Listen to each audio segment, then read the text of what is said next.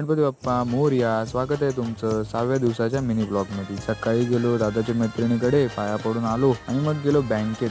जरा काम होतं, बँकेतनं आलो आणि मग डायरेक्ट आरती करून घेतली. दुपारची आरती करून झाली आणि संध्याकाळ झाली आणि बाप्पा निघायची तयारी झाली. संध्याकाळच्या आरतीला पण नैवेद्य ठेवून झाला. मस्तपैकी मोदक उचलला एक आणि खाल्ला एक तुकडा. हा भाई काय मोदक आहे, एक नंबर आहे. आणि मग आमचा मितेश दादा, ज्यांनी नर्सिंगमध्ये PhD केली आहे, त्याने सुईत औषध भरला. वा, एक नंबर. गणपती निघाले होते म्हणून आम्ही फटाके फोडायची सुरुवात केली होती आणि रोहित बोला मी हातात ना सोडतो. मग बोललो बघूया कसा जातोय हातात. आणि मग गणुदादानी मातीच पेटवली आणि लावली, पण काय जळाला नाही.